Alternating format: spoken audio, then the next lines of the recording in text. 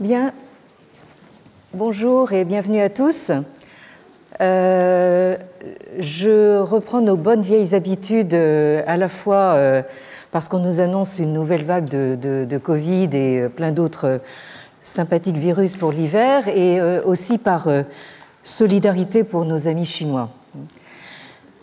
Alors, la semaine dernière, nous remettions en mémoire la place pour le moins surprenante de l'archéologie dans les préoccupations du président Xi Jinping. Mais au fond, une préoccupation pas si surprenante que cela, une fois qu'on a compris que l'archéologie est censée, est chargée d'apporter les preuves tangibles d'une civilisation chinoise remontant de manière continue à 5000 ans et unifiée dès l'origine. Vaste programme, comme aurait dit le général de Gaulle. Et nous avons rappelé l'omniprésence du mot civilisation, Wenming, dans le discours et les nombreux discours de l'omniprésident, comme on a appelé le président Xi Jinping, qui a même, comme on le voit sur cette diapositive, une véritable conception de la civilisation. Vous avez en gros titre Xi Jinping de Wenmingguan, donc une vision, une conception de la civilisation. Alors, vous rappelez, pas plus tard que jeudi dernier, en parlant de la fixation sur la centralité et la focalisation des fouilles archéologiques financées par l'État chinois sur le bassin moyen du fleuve Jaune, près de la ville de Zhengzhou, au centre de la Chine. Vous voyez ici Zhengzhou, qui est situé donc sur ce bassin du fleuve Jaune. Nous faisions allusion, en passant, à l'agitation sociale qui durait déjà depuis quelques semaines sur le site de l'usine Foxconn, précisément près de cette ville de Zhengzhou. Mais jeudi dernier, nous étions assez loin d'imaginer la soudaine flambée des manifestations qui ont éclaté le week-end dernier un peu partout en Chine contre la politique zéro Covid du même omniprésident et dont certaines de ces manifestations ont poussé l'audace jusqu'à réclamer sa démission. On a bien entendu dans ce qui était crié par la foule Xi Jinping xia tai. Alors, ce qui frappe au premier abord, c'est que beaucoup de slogans scandés par les manifestants reprennent mot pour mot certaines des valeurs socialistes promues par notre omniprésident. Oui, s'il vous plaît, coupez les téléphones portables, ou sinon je vais demander à Foxconn de fabriquer des portables silencieux, s'il vous plaît. Bon. Alors, donc, vous vous rappelez donc, ces 12 valeurs socialistes de base. Alors, au milieu de ça, vous avez des valeurs comme le fazhi, par exemple.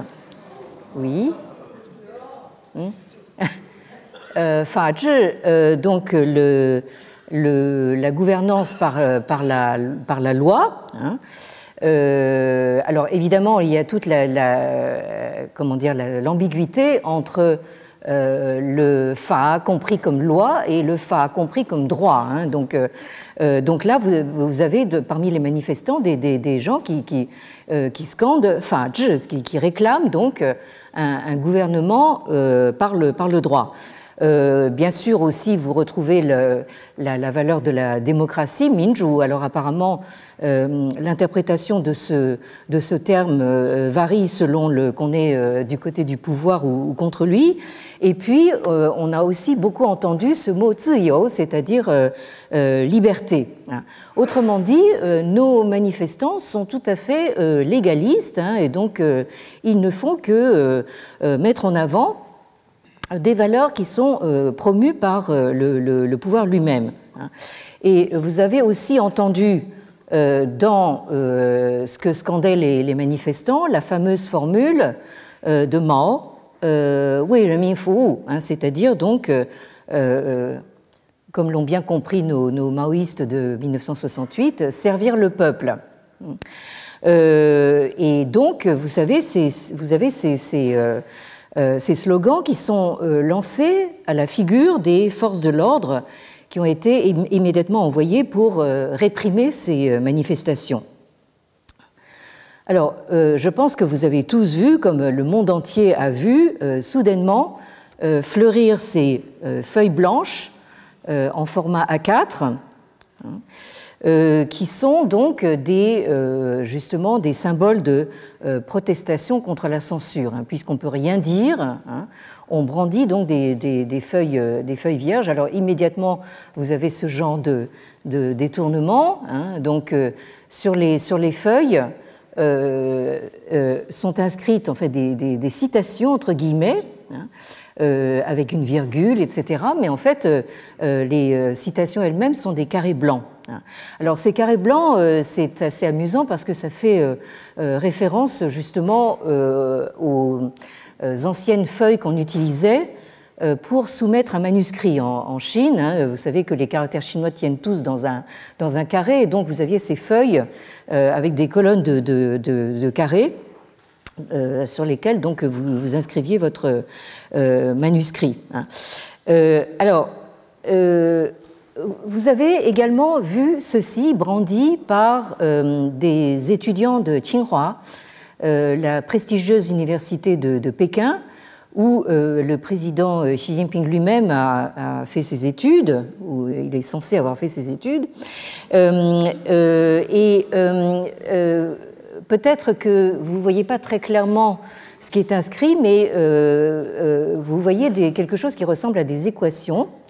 Et en fait, ce sont les équations de Friedman.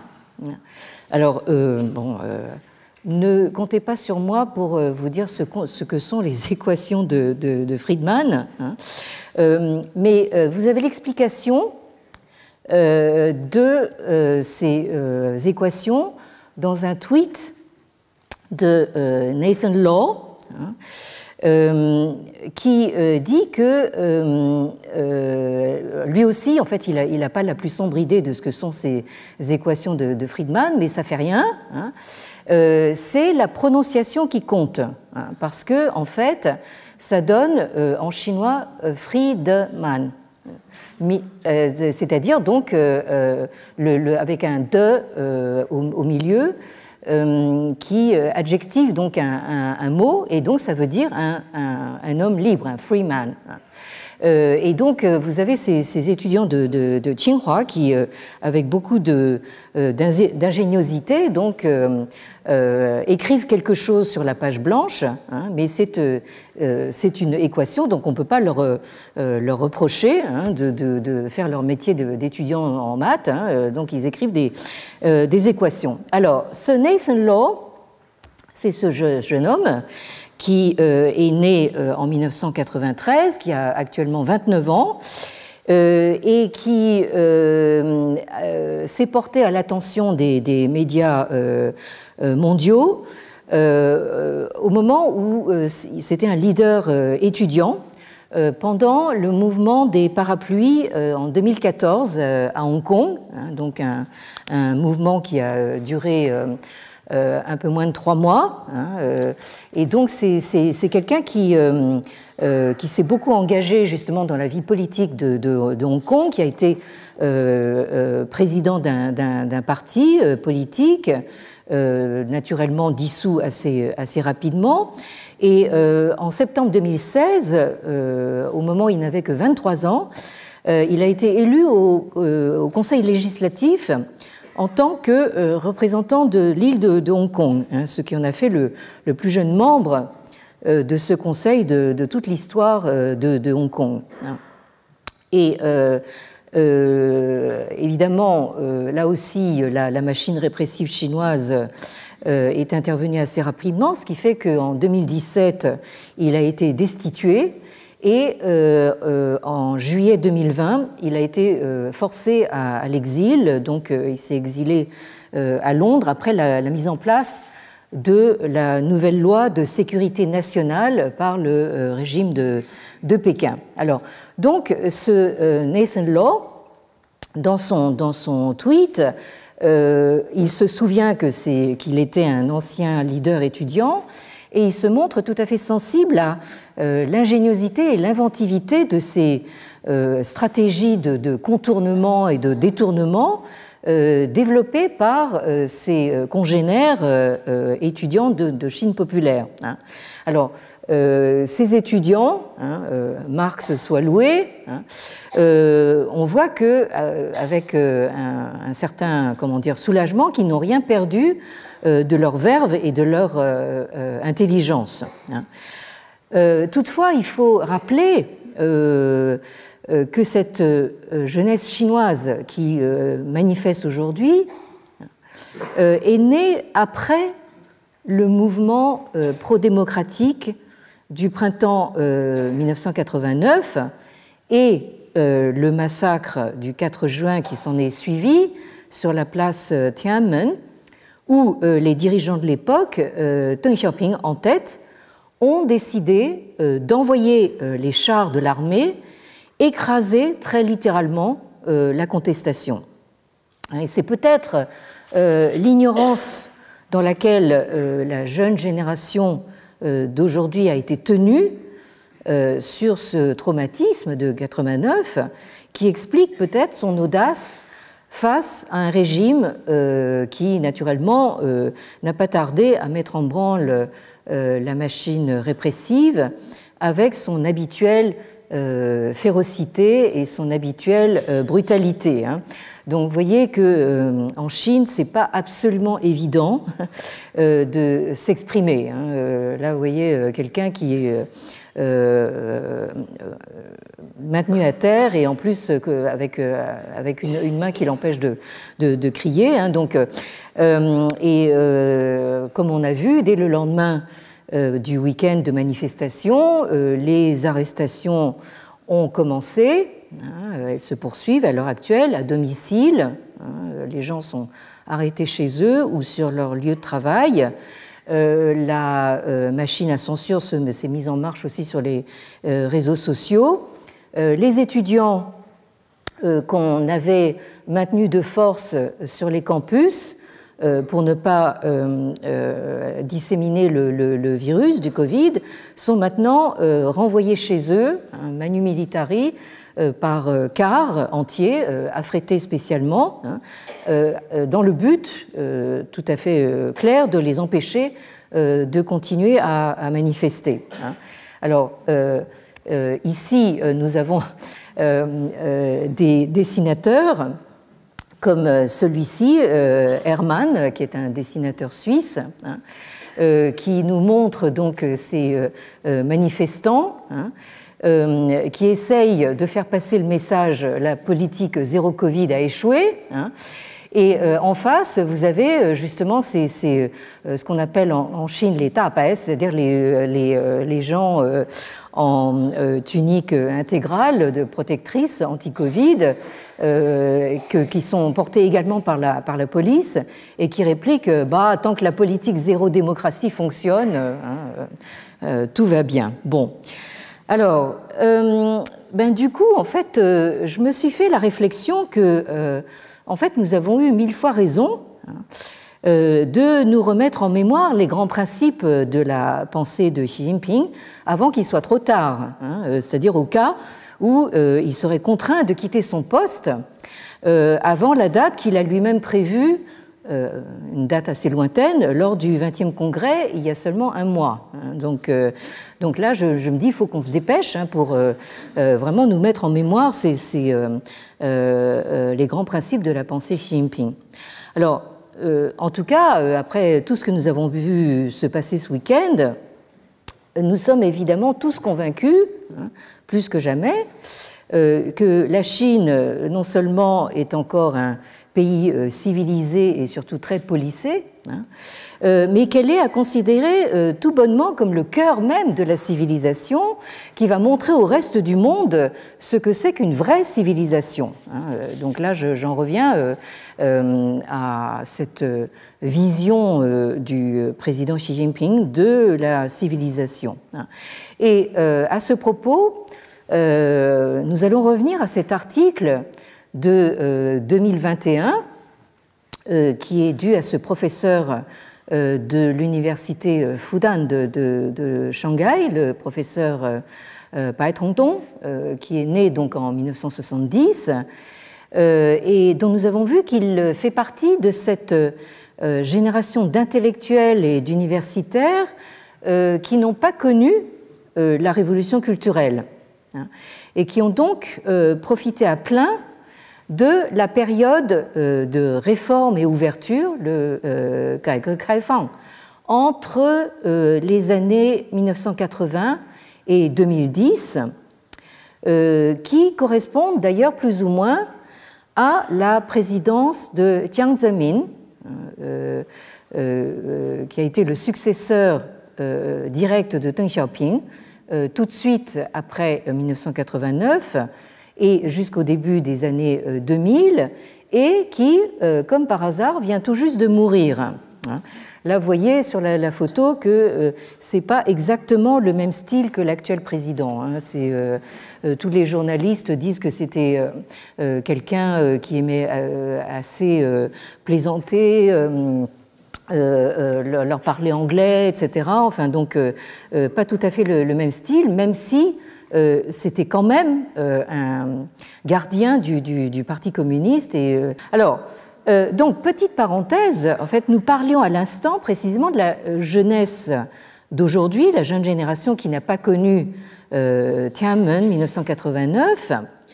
Et maintenant, nous parlons avec Bai Tongdong de la génération précédente qui, elle, n'a pas connu la révolution culturelle. Donc, vous voyez que la Chine dite nouvelle ou la Chine populaire avance ainsi par effacement successif des événements traumatisants qui jalonnent son parcours. Et c'est ce qui m'a fait poser la question dans ce volume collectif qui est en fait le résultat du forum philo Le Monde Le Mans, qui a lieu tous les ans fin novembre. Là, il vient tout juste de se terminer cette année, sur le thème Sommes-nous enfin libres, qui a une résonance plutôt actuelle. Donc, il s'agit ici du forum philo Le Monde Le Mans 2016, qui est paru dans cette série Folio Gallimard 2017, et dont le thème général était « Hériter et après ». Et donc, dans ce volume, je me posais la question comment hériter, comment transmettre dans une Chine amnésique. C'est-à-dire qu'on a l'impression que la Chine contemporaine procède comme ça d'une amnésie à l'autre. Vous avez une génération après l'autre qui a oublié le traumatisme qui a précédé.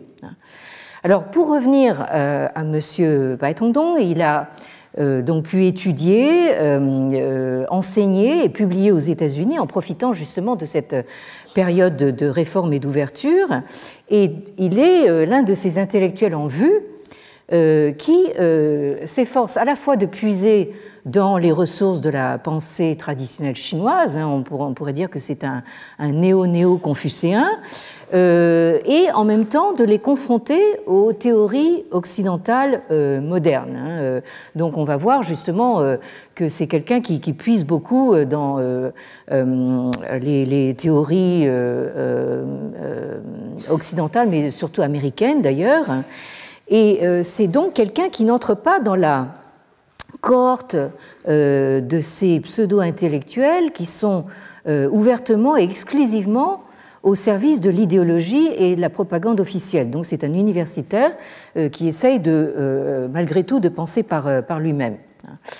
Alors, nous avions vu donc que le titre de son article, il s'agit d'un article assez long, qui s'intitule «文明的边缘对华夏文明历史地位与人类文明进程的反思», donc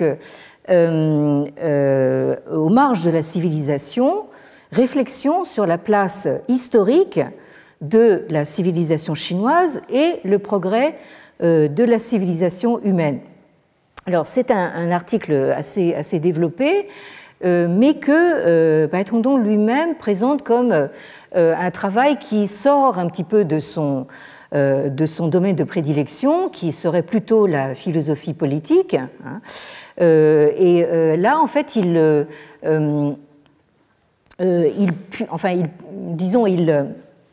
puise ses ressources dans des travaux qui ne sont pas les siens, mais qui lui permettent justement de contrer un petit peu le discours officiel justement sur l'unicité et la longévité de la civilisation chinoise. Alors, c'est un article en 5 parties. Alors, la première partie s'intitule «人类文明发展的前提，人很多人很多相互联系与交流的闲人», donc les prémices ou les prérequis du développement de la civilisation humaine. Alors ces prérequis, c'est d'abord des gens, beaucoup de gens qui ont le loisir de communiquer et d'échanger. Alors, nous avions commencé à le voir la dernière fois. Il commence par s'inspirer des travaux de ce monsieur américain, donc Jared Diamond. Ici, on le voit avec un collègue, je ne sais pas où la photo a été prise, mais peut-être lors d'un terrain en Papouasie-Nouvelle-Guinée. Alors, ce Jared Diamond, on l'a qualifié quelquefois, enfin de manière un peu dérogatoire, de toutologue. C'est-à-dire que c'est quelqu'un qui... si j'ai bien compris, qui a eu d'abord une formation d'ornithologue, mais comme on sait, l'ornithologie, ça mène à tout, et donc qui a ensuite, qui s'est intéressé à toutes sortes de domaines pour justement mener une réflexion très large et très vaste sur ce qui fait de nous des êtres humains. Et nous citions la dernière fois cet ouvrage dans lequel puise Baitongdong lui-même, qui s'intitule en anglais Guns, Germs and Steel, daté de 1997, donc des armes, des microbes et de l'acier. Et vous voyez en face que la traduction en français, le titre n'a absolument rien à voir avec ce titre en anglais. C'est « De l'inégalité parmi les sociétés », sous-titre « Essai sur l'homme et l'environnement dans l'histoire ». C'est une traduction qui est parue là aussi chez Gallimard dans la collection Folio en 2007.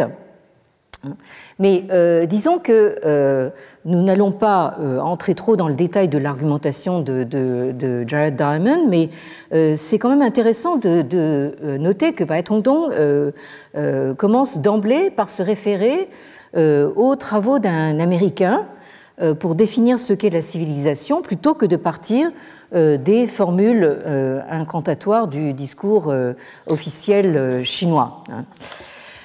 Alors,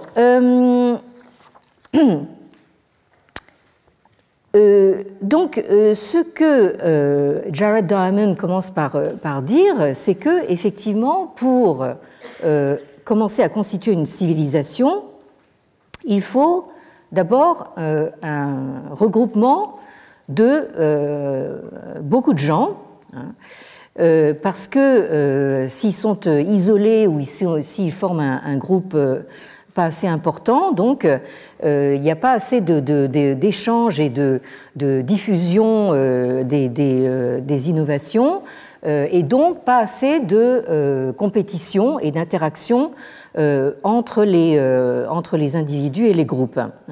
Alors cette idée justement de l'esprit de compétition qui serait à la base de la formation d'une civilisation, ça c'est une idée qui court tout le long de l'article de Bai Tongdong. Alors, justement, cette exigence, cette nécessité d'avoir déjà des regroupements de populations assez larges, c'est ça qui est au fondement de l'apparition des villes. Les villes qui sont un des signes assez certains, justement, de l'existence d'une civilisation. Alors, disons que partout où on a constaté une présence humaine, on a constaté en général le développement d'une forme ou d'une autre d'agriculture, évidemment, ne serait-ce que pour subvenir aux besoins les plus vitaux. En fait, ce qui, selon Jared Diamond, a fait la différence entre justement ces zones habitées où se développent certaines formes d'agriculture et les civilisations à proprement parler, ce sont ce qu'il appelle les 4 inventions. Alors on va voir ce qu'il entend par ces 4 inventions. Toujours est-il que, toujours selon Jared Diamond, l'Eurasie, le continent eurasiatique, c'est-à-dire le nôtre, serait unique comparé aux autres continents parce que, en fait, l'Eurasie, selon lui, inclut une sorte de courroie de transmission. L'Eurasie est justement un des rares continents à s'étendre essentiellement d'ouest en est ou d'est en ouest, c'est-à-dire de manière transversale, et constitue donc une sorte de courroie de transmission justement de ces innovations, de ces inventions humaines. Et c'est ce qui, selon Jared Diamond, thèse que reprend Bai Tongdong, donc ce qui aurait facilité le progrès de la civilisation sur ce continent. De la même façon, vous avez sur ce continent eurasiatique une circulation assez intense, comme on le voit encore maintenant, de microbes, et donc qui sont évidemment à l'origine de vastes épidémies et de pandémies qui sont encore actives à l'heure actuelle. Mais c'est ce qui a fait aussi que sur le continent eurasiatique, les populations, au bout d'un certain temps, se sont retrouvées immunisées. Et c'est ensuite, en conquérant les autres continents, en particulier donc l'Amérique et l'Afrique, qu'ils ont, en important leurs germs, leurs microbes, ils ont provoqué enfin de véritables hécatombes parce que précisément ces populations n'étaient elles pas immunisées. C'est ce qui s'est passé donc en Amérique, en Afrique et en Océanie. Alors après avoir donc beaucoup puisé dans les travaux de ce savant américain, notre Bai Tongdong fait référence à un collègue chinois, un certain professeur Xu Rong, que vous voyez à l'image, et qui, lui, est un archéologue qui fait partie de l'Institut d'archéologie de l'Académie chinoise des sciences sociales, hein, et qui est donc en fait le collègue justement de tous ces archéologues sommés par l'État parti justement de prouver les 5000 ans de civilisation continue. Mais ce qui est tout à fait intéressant, c'est que ce professeur Xu Rong, qui est né en 1963, lui, justement, se démarque un petit peu par rapport à ce discours officiel, dans la mesure où, comme vous le voyez ici, il est l'auteur de ce livre que cite Bai Tongdong, qui s'intitule donc He Yi Zhongguo, c'est-à-dire littéralement avec quoi s'est fait la Chine, hein, c'est-à-dire qu'est-ce qui a fait de la Chine, hein. Et le sous-titre de ce livre, c'est donc un tableau de la plaine centrale, hein, en l'an 2000, avant l'ère commune, avant l'ère chrétienne, hein, et c'est un ouvrage qui est paru à Pékin en 2014. Hein. Donc, Xu Rong, lui, en fait, s'interdit d'une certaine façon d'aller au-delà de 2000 avant l'ère chrétienne. Hein. Apparemment, il fait de la résistance par rapport justement à cette idée que la civilisation chinoise remonterait à 5300, c'est-à-dire à 3300 avant l'ère chrétienne. Lui s'arrête donc à cette année 2000. Et dans un autre ouvrage qui s'appelle donc la Chine la plus ancienne, hein, 最早的中国, il remarque que la civilisation de Erlitou, dont nous avions parlé, qui est donc le berceau de cette Chine de l'origine, était située précisément donc à l'intersection de différentes formes d'agriculture et à l'intersection aussi de différents environnements géographiques. C'est ça pour Xu Rong qui explique justement l'émergence d'une civilisation proprement chinoise dans cette zone relativement circonscrite. Alors, maintenant, à propos justement de ce titre qui vous montre un petit peu la concision du chinois, hein, quand il veut, hein, on est assez loin de la prose assez répétitive du discours officiel. Donc, He Yi Zhongguo, ça me fait penser très fort à cet autre ouvrage dû à cet historien que j'estime beaucoup, qui est lui aussi de l'université Fudan de Shanghai, qui s'appelle Ge Zhaoguang, et qui a publié ce livre en 2014 aussi, même année, qui s'intitule He Wei Zhongguo, c'est-à-dire qu'est-ce que la Chine. C'est un ouvrage qui a été en partie traduit en anglais, vous l'avez sur la seconde partie de l'image, What is China? Territory, Ethnicity, Culture and History, publié aux presses universitaires de Harvard en 2018. Donc, qu'est-ce que la Chine? Territoire, ethnicité, culture et histoire. Donc, pour ceux d'entre vous qui lisent le chinois et ou l'anglais, je vous recommande très fortement la lecture de cet ouvrage. Mais vous voyez que dans la même année paraissent donc ces deux ouvrages qui sont chacun à leur façon une approche assez critique justement de la Vulgate disséminée par la propagande officielle. Alors, je reviens maintenant donc à le schéma de cet article. Hein.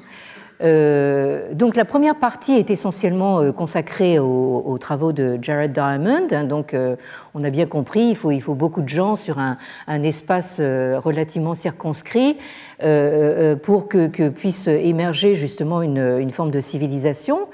La deuxième partie s'intitule Wenming Zhongxin, Wenming Zhiwai, Wenming de Bianyuan, 以及作为文明重要阶梯之四大发明.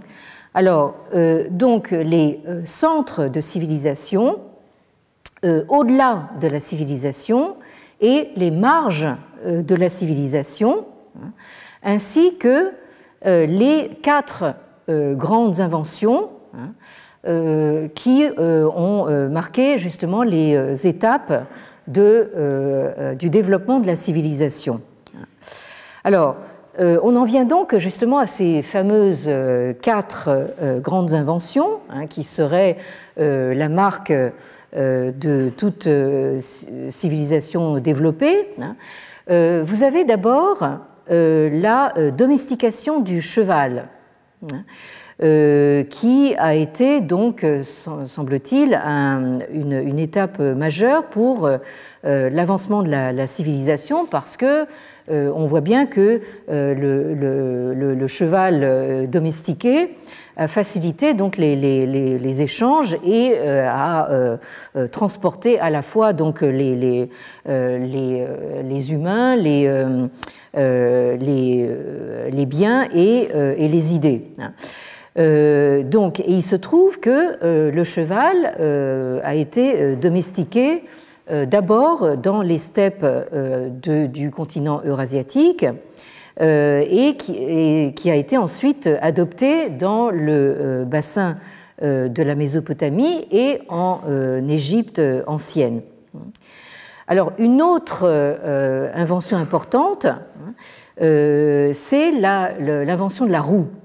Alors, évidemment, nous, on en plaisante maintenant, on dit que bon, il n'a pas inventé la roue, mais en fait, la roue est une des inventions majeures dans le développement de la civilisation, puisque la roue et son utilisation dans des véhicules montés sur roues et tirés par des chevaux, hein, aurait été inventée pour la première fois dans la civilisation sumérienne en Mésopotamie.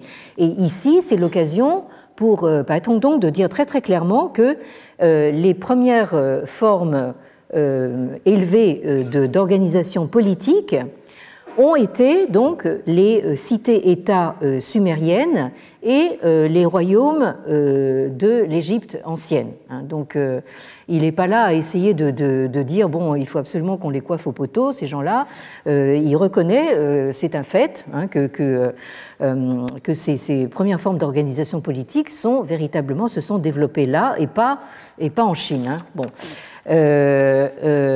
Et alors évidemment, si on poursuit ces 4 inventions majeures, vous avez ensuite la technique de fonte des métaux, et en particulier donc l'invention du bronze. Hein, et l'autre et dernière invention majeure, c'est évidemment l'écriture. Hein. Et là aussi, Bai Tongdong on ne peut plus clair. Il dit l'écriture a été inventée pour la première fois en Égypte et en Mésopotamie, 3000 ans donc avant l'ère chrétienne. Alors, ces 4 inventions sont véritablement donc la marque des grandes civilisations de la haute Antiquité, hein, et c'est l'occasion pour lui de le redire. Ce sont les résultats, hein, et aussi les moteurs d'une forme de compétition justement entre les civilisations.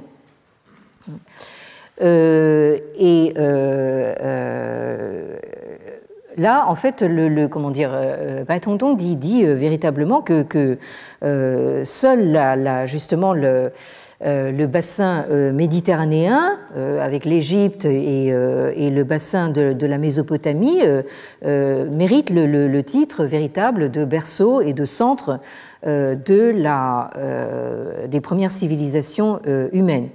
Et alors, dans tout ça, donc, la Chine occupe une place un petit peu à part, dans la mesure où ça n'est pas le berceau ni le centre des premières civilisations, mais la Chine n'était pas non plus complètement en dehors de la civilisation, dans la mesure où elle était en quelque manière reliée à ce centre méditerranéen à travers justement les steppes du continent eurasiatique.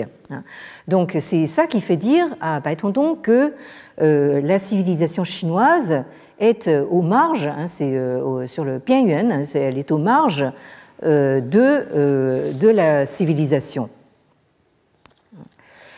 Et il date, comment dire, l'adoption de ces 4 inventions majeures en Chine de 1000 ans après, 1000 ans plus tard que les civilisations de l'ancienne Égypte et de la Mésopotamie. Donc là, il y a en fait la constatation de fait d'un retard de la Chine par rapport justement à ses premières civilisations. Et en se fondant sur les travaux de son ami et collègue archéologue Xu Hong, il dit que les cités, les villes chinoises ne sont pas apparues avant 2000 avant Jésus-Christ, alors que ces villes existaient déjà depuis longtemps du côté du bassin méditerranéen. Alors, ça fait donc en fait de la Chine une sorte de de nouvel arrivant dans le monde de la civilisation. Et alors la troisième partie s'intitule donc 中国乃唯一连续的统一文明. Donc là, il en arrive à la question qui justement conteste l'incantation officielle. Est-ce que la Chine est véritablement la seule et unique civilisation continue et unifiée? Donc là, il reprend véritablement en fait la formule incantatoire du discours officiel, mais pour justement la contester en disant que en réalité, la formation de la civilisation chinoise a été le résultat d'un très long processus, puisque avant 2000, avant l'ère chrétienne, le territoire que l'on connaît maintenant sous le nom de Chine était occupé par des civilisations extrêmement différentes. Donc là, il conteste d'emblée justement cette idée d'une Chine unifiée dès le départ. Donc on a vu effectivement sur une carte que je vous montrais la dernière fois que les foyers de civilisation sur le territoire de la Chine actuelle étaient multiples et très très différents entre eux. Alors, ce qui ensuite a fait penser à une continuité, c'est aussi fondé sur une illusion d'optique, dans la mesure où, d'une part, tous les historiens vous diront que l'histoire de la Chine est loin d'être un long fleuve tranquille. La Chine a été très souvent occupée par justement des dynasties non chinoises. Donc on pense évidemment aux grands exemples comme la dynastie mongole et ensuite la dynastie mandchoue qui a régné pendant plusieurs siècles jusqu'à l'effondrement définitif du système impérial chinois il y a un siècle. Donc là, pour la continuité, on repassera. Mais ce que développe dans cette troisième partie Bai Tongdong, c'est l'idée que, en fait, d'une certaine façon, la civilisation chinoise, à partir du moment où elle s'est centralisée, avec le fameux premier empereur Qin Shi Huang en moins 221, elle s'est retrouvée un petit peu, d'une certaine manière, dans son coin, en quelque sorte, isolée justement de ce grand couloir eurasiatique, et donc sans véritablement compétiteur à sa hauteur dans le voisinage immédiat.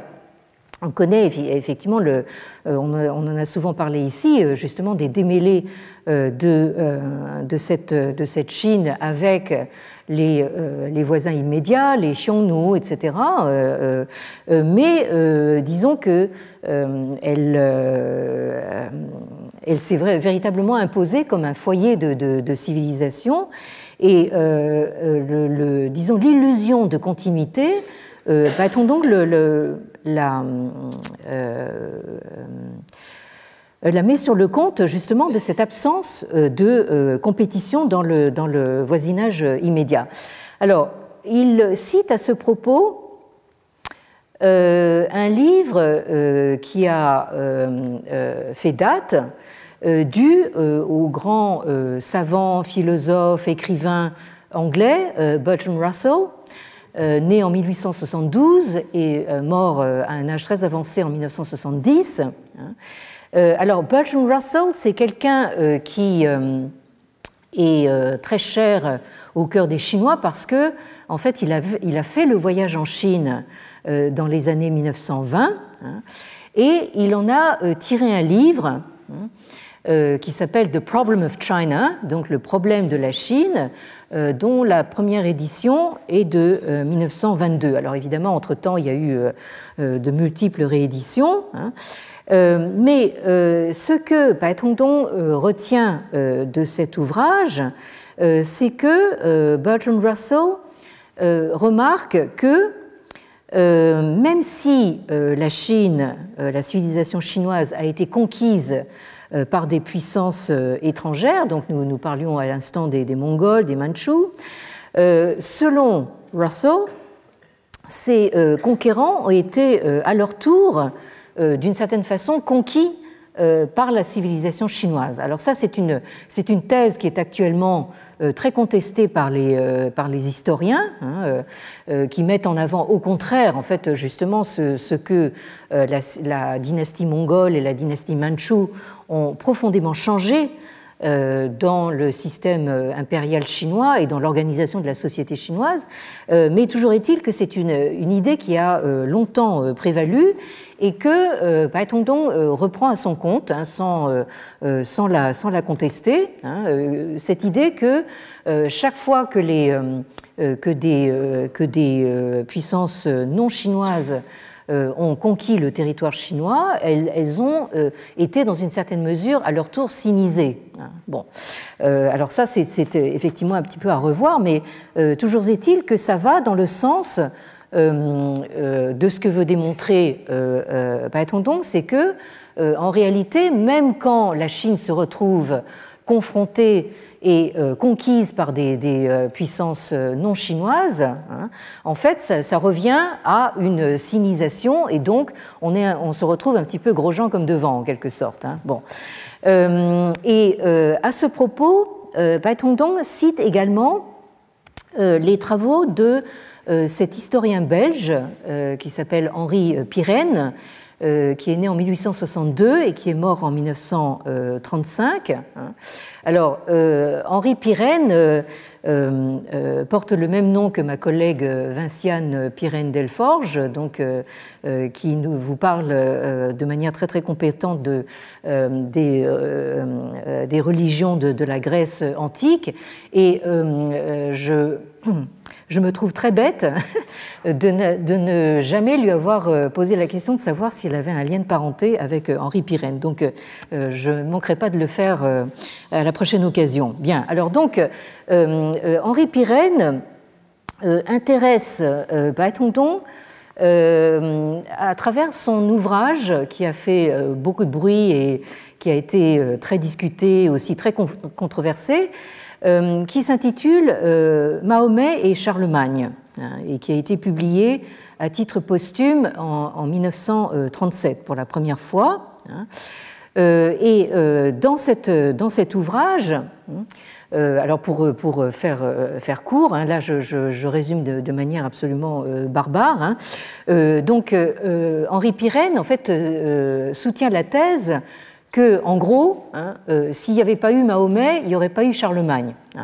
C'est-à-dire qu'il attribue à l'émergence de l'islam la véritable rupture avec l'Antiquité, l'Antiquité gréco-romaine, et de ce fait, donc, la possibilité de voir émerger ce que nous appelons maintenant l'Europe.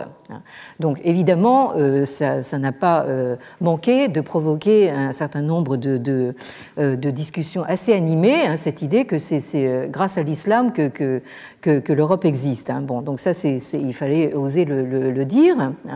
Mais ce qui intéresse Baettongtung dans cette histoire, c'est plutôt que dans cet ouvrage, Henri Pirenne montre que même ce qu'on appelait les barbares qui ont combattu contre l'Empire romain se sont un peu comportés comme les barbares qui ont essayé de conquérir la Chine, c'est-à-dire qu'ils n'avaient en tête que de devenir en fait des citoyens et romains civilisés eux-mêmes, quoi. Enfin, donc autrement dit, il y a cette espèce de phénomène d'assimilation d'une civilisation supérieure par rapport à justement des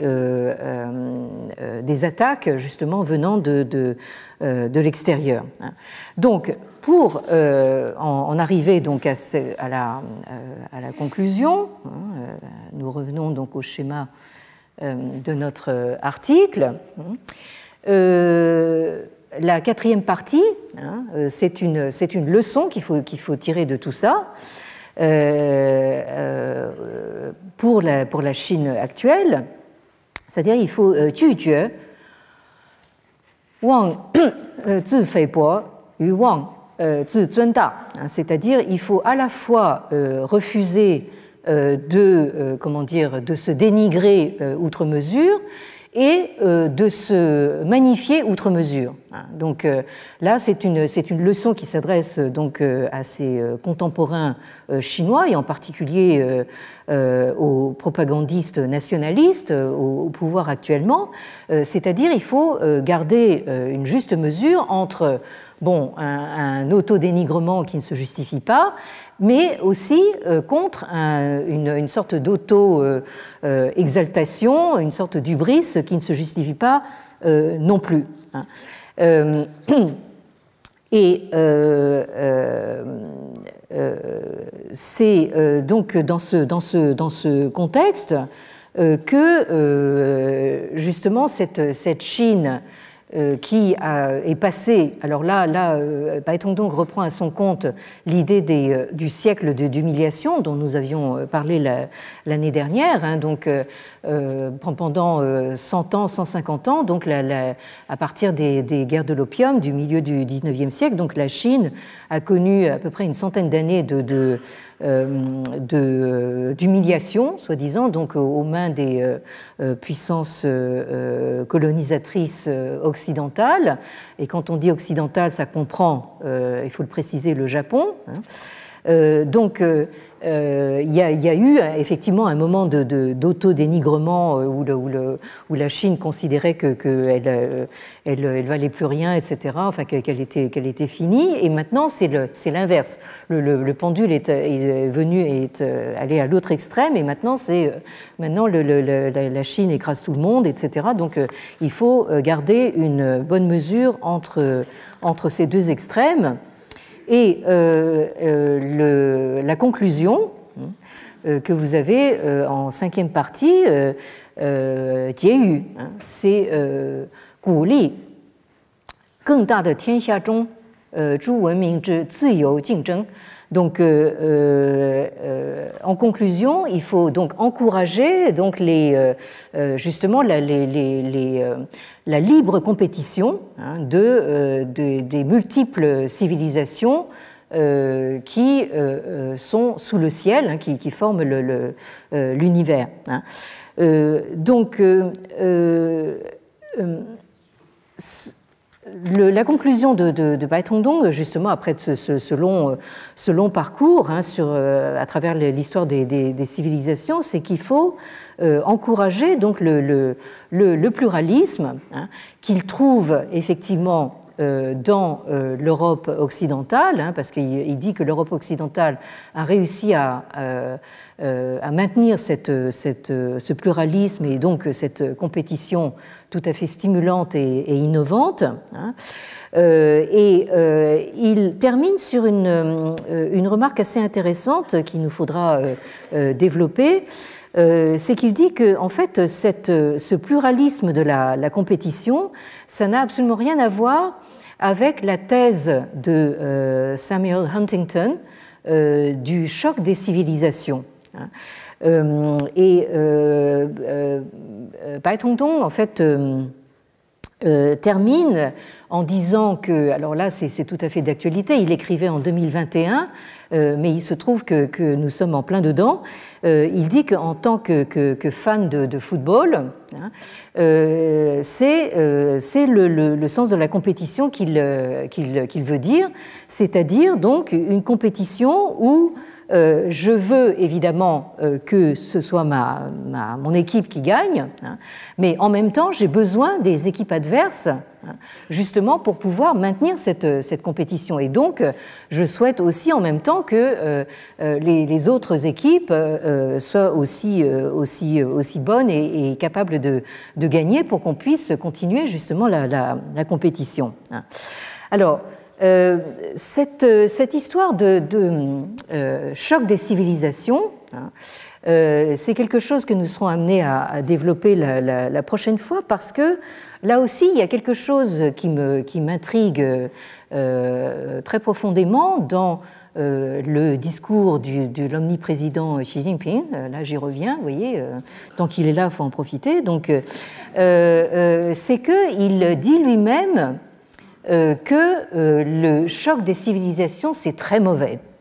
Alors pourquoi est-ce qu'il dit que c'est très mauvais, alors qu'on aurait pu croire au contraire que la Chine actuellement se situe dans une logique de choc des civilisations, notamment contre la civilisation américaine, contre les États-Unis.